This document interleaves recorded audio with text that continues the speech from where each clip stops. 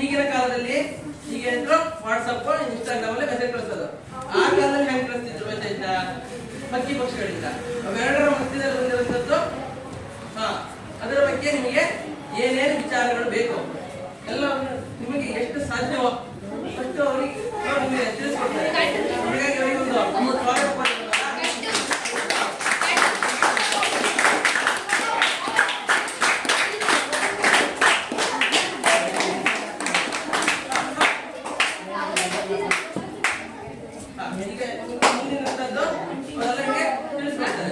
ಸಾವಧಾನವಾಗಿ ಏನ್ ಮಾಡ್ಬೇಕು?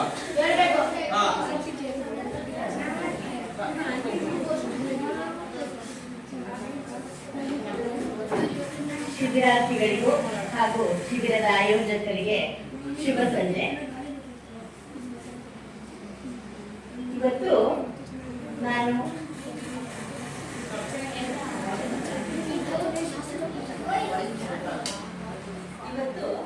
ನಾನು ಪೋಸ್ಟ್ ಆಫೀಸ್ ಬಗ್ಗೆ ನಿಮಗೆ ಸಣ್ಣದಾಗಿ ನಿಮ್ಮ ಒಂದು ವಯಸ್ಸಿಗೆ ತಕ್ಕನಾಗಿ ಒಂದಷ್ಟು ಮಾಹಿತಿಗಳನ್ನು ಕೊಡಲಿಕ್ಕೆ ಇಷ್ಟಪಡ್ತೀನಿ. ಅದಕ್ಕೂ ಕಾಗದ ಬಂದಿದೆ ಪದುಮನಾಭರಿಗೆ ತಾಮಸ ಜನರ ಕೂಡಿರೆಂದು.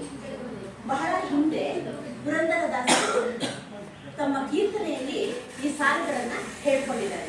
ಅದೇ ರೀತಿ ಮುಂದೆ ಕವಿ ದಿನಕರ ದೇಸಾಯಿ ಅವರು ಒಂದ್ ಕಡೆ ಹೇಳ್ತಾರೆ, ಓಲೆಯ ಹಂಚಲು ಹೊರಡುವೆ ನಾನು, ತೇಲಲಿ ಮುಗಿಲಲಿ ಬಿಳಿಬಾನು, ಬಿಸಿಲಲಿ ನಾನು ಮನೆಯಲ್ಲಿ ನೀವು, ಕಾಗದ ಬಂತು ಕಾಗದವು. ಓಲೆಯ ಹಂಚಲು ಹೊರಡುವೆ ನಾನು, ತೇಲಲು ಮುಗಿಲಲಿ ಬಿಳಿಬಾನು, ಬಿಸಿಲಲಿ ನಾನು ಮನೆಯಲ್ಲಿ ನೀವು, ಕಾಗದ ಬಂತು ಕಾಗದವು.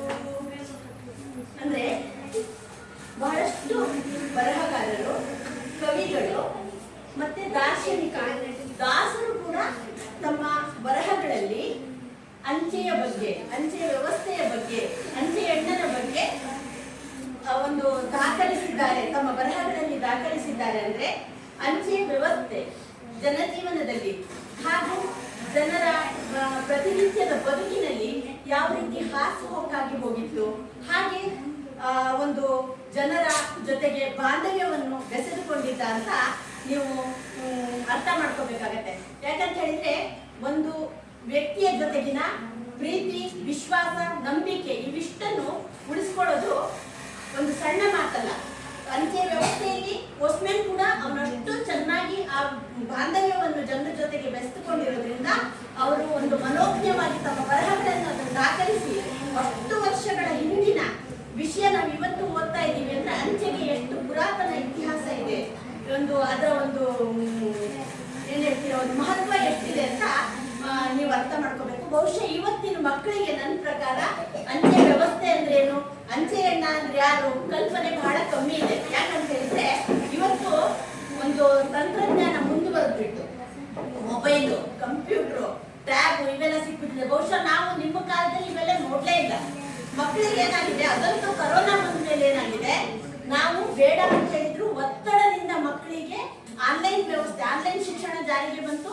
ಅನಿವಾರ್ಯವಾಗಿ ಮಕ್ಕಳಿಗೆ, ಇಷ್ಟು ಸಣ್ಣ ಮಕ್ಕಳಿಗೆ ನಾವು ಮೊಬೈಲ್ ಕೊಡಿಸೋ ಪರಿಸ್ಥಿತಿ ಬಂತು. ಹಾಗಾಗಿ ಅವರು ಮೊಬೈಲ್ ಜೊತೆಗೇನೆ ಜಾಸ್ತಿ ಇರ್ತಾರೆ. ಹೊರಗಿನ ಬಾವಿ ಒಳಗಿನ ಕಪ್ಪೆ ತರ ಹೊರಗಿನ ಪ್ರಪಂಚನೇ ಬೇಡ. ಅಲ್ಲಿ ಆನ್ಲೈನ್ ಪಾಠ ಸ್ವಲ್ಪ ಹೊತ್ತಾದ್ರೆ, ಅರ್ಧ ಗಂಟೆ ಪಾಠ ಆದ್ರೆ 1 ಗಂಟೆ ಅದರಲ್ಲಿರೋ ಗೇಮ್ಸ್. ಅಂದ್ರೆ ತಂತ್ರಜ್ಞಾನ ಎಷ್ಟು ಮುಂದುವರೆದಿದೆ, ನಿಮ್ಗೆ ಎಷ್ಟು ಒಳ್ಳೇದಿದೆ ಅದರಲ್ಲಿ ಅಷ್ಟು ಕೆಟ್ಟದಿದೆ. ಆದ್ರೆ ನಿಮ್ದು ಎಳೆಯ ವಯಸ್ಸು ಅದನ್ನೆಲ್ಲ ಸ್ವೀಕಾರ ಮಾಡ್ಕೊಳಕ್ ರೆಡಿ ಇರಲ್ಲ. ಅದ್ರಲ್ಲಿ ಬರೋ ಗೇಮ್ಸ್ ಒಳಗೆ, ಅದ್ರೊಳಗೆ ಬರುವಂತಹ ಚಿತ್ರಗಳು, ಇದ್ರೊಳಗೆ ನೀವು ಮಗ್ನರಾಗಿ ಹೋಗ್ಬಿಡ್ತೀರೋ. ಅದು ನಿಮ್ಗೆ ಹಿಡಿತಾರೆ, ನಿಮ್ಮ ಮನಸ್ಸನ್ನ ಕಂಟ್ರೋಲಿಗೆ ತಗೊಂಡ್ಬಿಡತ್ತೆ. ಹಾಗಾಗಿ ನಿಮ್ಗೆ ಬೇರೆ ಏನು ಬೇಡ ಆಗತ್ತೆ. ನಾವು ಸಣ್ಣದಿರುವಾಗ ಹೇಳಿತ್ತು ಅಂದ್ರೆ ಬೇರೆ ಯಾವುದೇ ರೀತಿ ಮನೋರಂಜನೆಗಳು ಇರ್ಲಿಲ್ಲ ನಮಗೆ. ಆಮೇಲೆ ಮಾತಾಡ್ಲಿಕ್ಕೂ ಜಾಸ್ತಿ ಜನ ಸಿಗ್ತಿರ್ಲಿಲ್ಲ. ಮಕ್ಕಳು ನಾವೇ ಆಟ ಆಡೋದು, ಮನೇಲಿ ರಜಾ ಸಿಕ್ತು ಅಂತ ಹೇಳಿದ್ರೆ ಬಿಡುವಿದ್ದಾಗ ಅಜ್ಜ ಅಜ್ಜಿ ನಮ್ಗೆ ಹೇಳಿರೋ ಕಥೆಗಳನ್ನು ಕೇಳೋದು, ಅಥವಾ ನಾವು ಹೊರಗಡೆ ಮಕ್ಕಳ ಜೊತೆಗೆ ಆಟ ಆಡೋದು. ಇವತ್ತಿನ ಮಕ್ಕಳಿಗೆ ಆಟಗಳೇ ಕಮ್ಮಿ ಆಗ್ಬಿಟ್ಟಿದ್ದಾರೆ.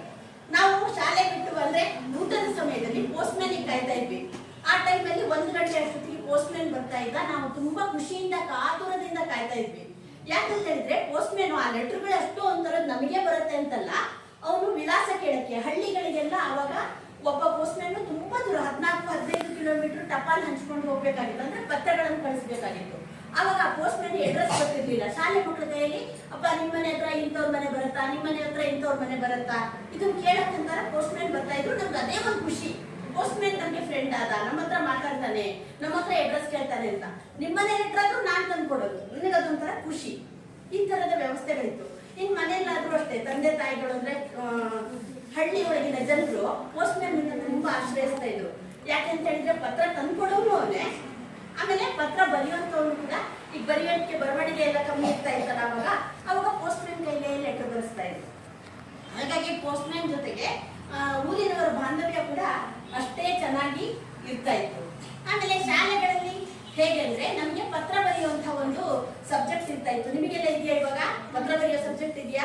ಬಹುತೇಕ ಶಾಲೆಗಳಲ್ಲಿ ಅಂದ್ರೆ ತುಂಬಾ ಈಗ ಸ್ಟ್ಯಾಂಡರ್ಡ್ ಆಗಿ ಕಾನ್ವೆಂಟ್ ಅಂತೆಲ್ಲ ಹೇಳ್ತೀವಲ್ಲ, ಅಲ್ಲೆಲ್ಲ ಬಹುಶಃ ನಿಂತೇ ಹೋಗಿದೆ ಅಂತ ಕಾಣುತ್ತೆ, ನನಗೆ ಗೊತ್ತಿಲ್ಲ. ನಮಗೆ ಆವಾಗ ಪತ್ರ ಬರೆಯುವಂತದ್ದು ಇತ್ತು. ಅದರಲ್ಲಿ ಒಕ್ಕಣೆ ಹೇಗಿರ್ಬೇಕು, ವಿಷಯಗಳು ಹೇಗಿರ್ಬೇಕು, ಮತ್ತೆ ವಿಳಾಸ ಹೇಗಿರ್ಬೇಕು, ಇವನ್ನೆಲ್ಲ ಹೇಳ್ಕೊಡುವಂತ ಒಂದು ಸಬ್ಜೆಕ್ಟ್ ಇರ್ತಾ ಇತ್ತು. ನಾವು ಪತ್ರ ಬರೆಯೋದನ್ನ ಕಲಿತಾ ಇದ್ವಿ. ನಮ್ಮ ಅಜ್ಜ ಅಜ್ಜಿಗೋ ಮತ್ತೊಬ್ಬರಿಗೂ, ಆಮೇಲೆ ದುಡ್ಡಾದ ಅಕ್ಷರಗಳಿಗೂ ಕೂಡ ಮಾರ್ಕ್ಸ್ ಇರ್ತಾ ಇತ್ತು ಪರೀಕ್ಷೆಯಲ್ಲಿ. ಹಾಗಾಗಿ ನಾವು ಪತ್ರ ಬರೀತಾ ಇದ್ವಿ. ಈ ರೀತಿ ಪತ್ರ ಬರೆಯುವ ಸಂಸ್ಕೃತಿ ಎಷ್ಟು ಚೆನ್ನಾಗಿತ್ತು ಅಂದ್ರೆ ಮುಂದೊಂದು ದಿನ ಪತ್ರ ಸಾಹಿತ್ಯ ಅನ್ನೋದು ಹುಟ್ಕೊಳ್ಳುತ್ತೆ. ನಿಮಗೆಲ್ಲ ಅನ್ಸ್ಬೋದು ಪೋಸ್ಟ್ ಆಫೀಸಲ್ಲಿ ಲೆಟರ್ ಬರೆದ್ರೆ ಏನುಂಟು, ಪೋಸ್ಟ್ ಏನ್ ಪ್ರಯೋಜನ ಅಂತ. ಹಿಂದೆ ಈ ರೀತಿ ಪತ್ರಗಳ ಬರೆಯುವ ಒಂದು ಸಂಸ್ಕಾರ ಬೆಳೆಸ್ಕೊಂಡ್ ಬಂದಿದ್ರಿಂದ ತುಂಬಾ ಚೆನ್ನಾಗಿ ಬರೆದಂತಹ ಪತ್ರಗಳು. ಉದಾಹರಣೆಗೆ ಜವಾಹರಲಾಲ್ ನೆಹರು ಸೆರೆಮನೆಯಲ್ಲಿರುವಂತಹ ಸಂದರ್ಭದಲ್ಲಿ ತಮ್ಮ ಮಗಳಾದ ಇಂದಿರಾ ಗಾಂಧಿ ಅವರಿಗೆ ಬರೆದಂತಹ ಪತ್ರ ಇರ್ಬೋದು. ಅದೇ ರೀತಿ ಕೃಷ್ಣಮೂರ್ತಿ ನಾಡಿಗ್ ಅಂತ ಒಬ್ರು ಲೇಖಕರಿದ್ರು. ಅವರು ಅಮೆರಿಕ ಪ್ರವಾಸ ಹೋಗ್ತಾರೆ. ಈಗ ನಾನು ನೀವು ಎಲ್ಲ ಹೋಗ್ಬಿಟ್ಟು ಅಮೆರಿಕ ನೋಡಕ್ಕಾಗತ್ತ ಒಂದೇ ಸಲಕ್ಕೆ? ಮುಂದೆ ಯಾವತ್ತೂ ಆಗ್ಬೋದು. ಈಗ ನಮ್ಗೆ ಅಮೆರಿಕ ನೋಡ್ಬೇಕು ಅಂದ್ರೆ ಸಾಧ್ಯ ಇದೆಯಾ? ಅಲ್ಲಿ ಜನಜೀವನ ಹೇಗಿದೆ, ಅಲ್ಲಿ ಸಂಸ್ಕೃತಿ ಏನಿದೆ, ಊರು ಹೇಗಿದೆ, ನಮ್ಗೇನಾದ್ರೂ ಗೊತ್ತಾಗತ್ತಾ? ಇಲ್ಲ. ಸೊ ಅವರು ಹೋಗಿ ಬಂದ್ಬಿಟ್ಟು ಪತ್ರದಲ್ಲಿ ಅದನ್ನೆಲ್ಲ ಬರೆದು ಅದನ್ನ ಬೆಳಕಿಗೆ ತರ್ತಾರೆ.